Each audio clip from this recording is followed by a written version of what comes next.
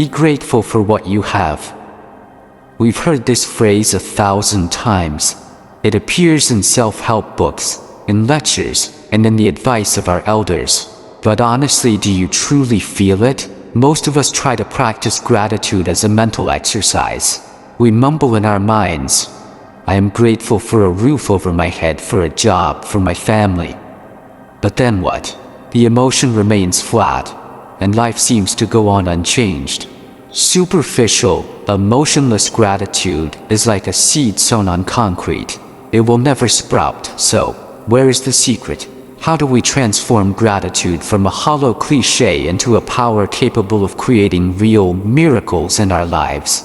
In this video, we won't be talking about empty philosophy. We will decode the psychic technology behind genuine gratitude together. We will explore, from the perspectives of neuroscience and energy physics, why gratitude is one of the most powerful states of consciousness, capable of reprogramming the brain, changing the body's vibrational frequency, and sending a clear signal into the universal energy field. We will learn which life situations are most capable of activating the deepest, most fervent feelings of gratitude, and examine true stories of historical figures who used this very power to turn adversity into miracles. Get ready to discover a forgotten code, a key that can unlock extraordinary doors in your own life. To understand the power of gratitude, we must first understand why superficial gratitude fails. The problem isn't your intention, it's the mechanics of your brain and body. Imagine your mind is a country. Your conscious mind is the king, sitting in the palace issuing decrees. Today, we must be grateful. But the country is run by millions of silent citizens, your subconscious mind and your body. They have long established habits, fears, and programmed reactions. When you only think about gratitude, the king is merely reading a decree in an empty palace. But the citizens below are still living in anxiety, stressed about electricity bills, and caught up in past conflicts. Your body is still producing the stress hormone cortisol. Your neurons are still following the familiar pathways of complaint and lack. The king's decree has no effect. Genuine gratitude only occurs when an event is powerful enough to create a revolution in the entire country. When the king, the citizens, and the very land itself vibrate in unison, that event often comes from an experience of profound contrast. Recall the example of missing the last bus on a stormy night. That situation plunges you into a primal state, helpless, cold, afraid, and possibly in danger. Your entire survival system is activated, and then a headlight beam cuts through the rain. A car stops, and a stranger opens the door and says, "Get in, I'll give you a ride." In that moment, what happened? You experienced a sudden shift from hell to heaven, from danger to safety, from helplessness to salvation.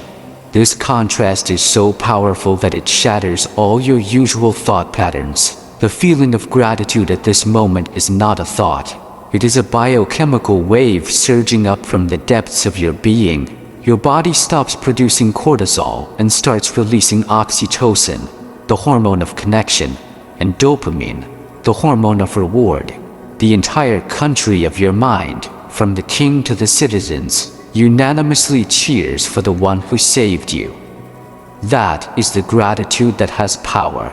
It is not thought up, it is experienced. It is born from a deep understanding of the price of lack. You will never be truly grateful for your breath until you have experienced suffocating. You will never be grateful for a meal until you have experienced ravenous hunger. Such powerful survival-based contrast experiences don't happen often. So how can we activate this deep feeling of gratitude in our daily lives?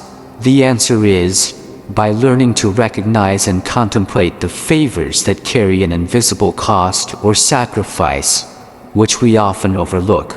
People tend to remember the small favors they do for others, but rarely remember the great favors others have done for them.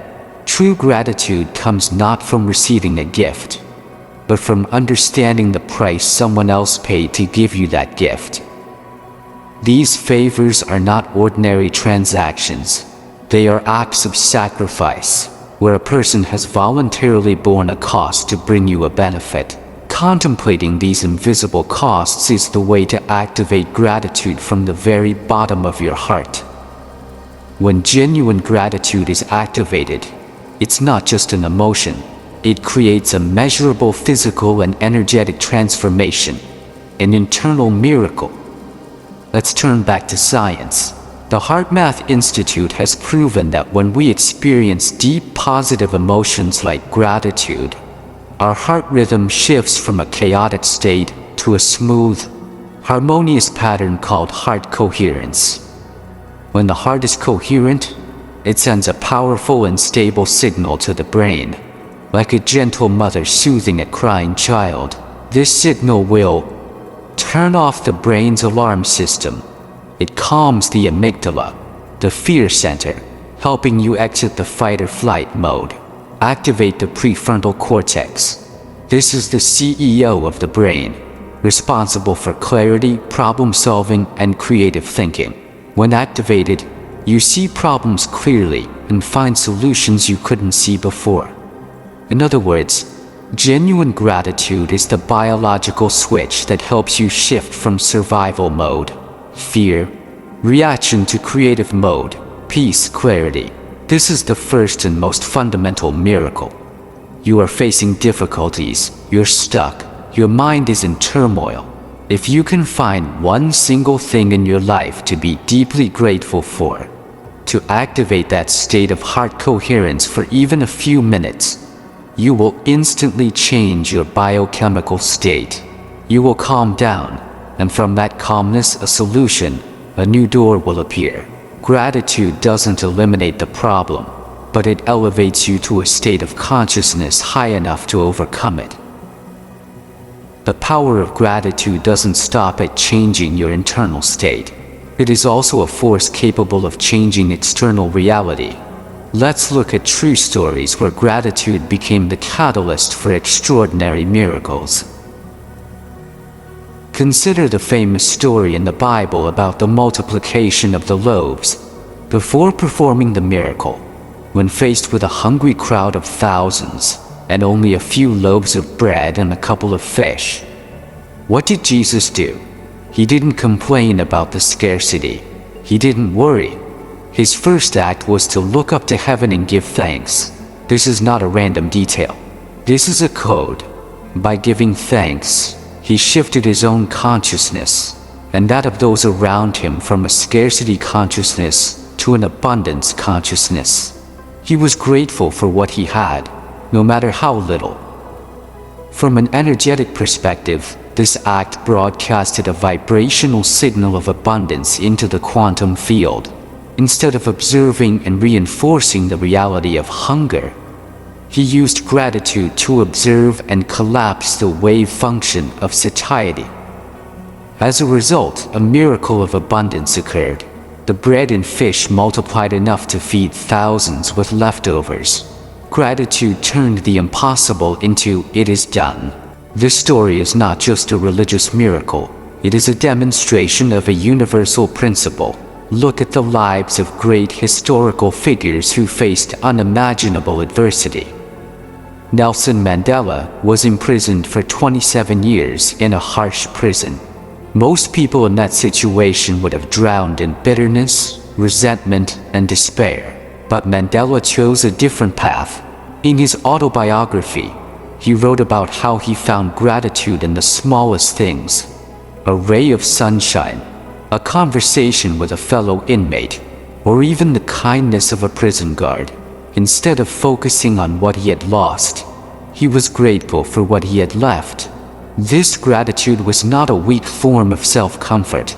It was a spiritual weapon, a psychic technology that kept his mind from being broken by the prison. It kept his heart in a coherent state, helping him maintain his clarity and dignity. And the miracle happened when he was freed. Instead of igniting a bloody civil war for revenge, he led South Africa on a path of reconciliation. Gratitude, forged in 27 years of darkness, transformed a prisoner into a symbol of forgiveness, saving an entire nation from self-destruction. Or think of Helen Keller. Born blind and deaf, she lived in a world of complete darkness and silence. Yet she wrote, "I thank God for my handicaps, for through them I have found myself, my work, and my God." She did something extraordinary. She was grateful for her adversity. She didn't see it as a curse, but as a gift, a challenge to forge her soul. This gratitude activated an unshakable inner strength, turning a little girl living in silence and darkness into a beacon of hope, inspiring millions around the world. The miracle here was not that she regained her sight or hearing, but that she transformed her own darkness into light for humanity. In all these stories, we see a common pattern. Genuine gratitude has a dual power. It frees us from the prison of the past and anxiety about the future. When you are truly grateful, you cannot simultaneously feel resentment or fear. I will repeat this sentence again. When you are truly grateful, you cannot simultaneously feel resentment or fear. It is a state of powerful connection with the universe. Gratitude brings you into the present moment, the only place where life and power exist. It connects us to a greater source of energy. When you are grateful, you are acknowledging that you are not alone, that you are receiving support from life, from others, from the universe. This acknowledgement opens an energy channel, allowing abundance and good things to flow into your life. Now, let's return to the story of Mary Magdalene. Before meeting Jesus, she was a woman despised by society, living in the shame of her sins. It was an extremely low energetic state, a prison of self-judgment. When he looked at her with non-judgmental eyes and forgave her, she experienced a profound inner liberation. What was the emotion that surged within her then? It was a burning gratitude. The gratitude of someone who has been reborn. That gratitude was so powerful that it reprogrammed her entire being. It deleted the old program of sinfulness and installed a new program of being loved and worthy. And what was the specific miracle that this gratitude created? The miracle of steadfastness. It was gratitude that kept her at the foot of the cross, while most of the male disciples had fled in fear. Gratitude transformed fear into loyalty, the miracle of being chosen. And because she stayed, she was chosen to be the first witness to the greatest event, the resurrection. Gratitude transformed a social outcast into the apostle to the apostles, the one who announced the good news of hope to all. This was not a random blessing. It was a law of energetic cause and effect. Gratitude created a vibrational frequency high enough for her to tune into an extraordinary reality. Now that we understand the mechanism and power of gratitude, the most practical question is, how do we practice it every day to make it a part of who we are, not just an exercise? The answer is to turn it into a sensory ritual, not a mental one. Practicing sincere gratitude, gratitude linked with emotion, is not simple for most of us, as we tend to remember what we've given for a long time, but quickly forget what we've received. So, we need to patiently search our past for the good things someone has done for us, write them down, and then take time to contemplate them, preferably in a meditative state. While sitting quietly alone, focus on your breath. After a few minutes, your soul will calm down, and only then should you begin to contemplate. Find the things that, upon reflection, you feel deeply moved by and wonder what your life would be like now without them. Everyone's experience is different, so only you can find the answer. True gratitude often comes with a sense of indebtedness, but willingly, not as a burden. but as a powerful motivation to live a better life, to contribute, and to be worthy of what one has received. We have journeyed together, from a familiar phrase to the very mechanics of the universe and consciousness. We have seen that gratitude is not a vague moral virtue. It is a state of being, a vibrational frequency with physical power. It is the code to switch the body's biochemical state from fear to creation. It is the switch to transform the mind from scarcity to abundance. It is the key to turn adversity into strength and suffering into miracles. The universe, in many ways, is like a giant mirror. It doesn't give you what you want. It reflects back who you are. When you broadcast the frequency of complaint and lack, the universe will reflect back to you more reasons to complain. When you learn to broadcast the frequency of genuine gratitude, the universe will have no choice but to reflect back to you more things to be grateful for. You are the one who decides the signal you broadcast. You are the conductor of your own energy symphony. This is episode 12 of our 111 video series on the energy of the universe, where science and spirituality meet to help you better understand yourself and the evolution of consciousness. Be sure to subscribe and hit the notification bell so you don't miss our next videos. And finally, I want to ask you a question. Right now, as you look around, what is the smallest thing you can truly feel grateful for, instead of just thinking about it? Please share that feeling in the comments below.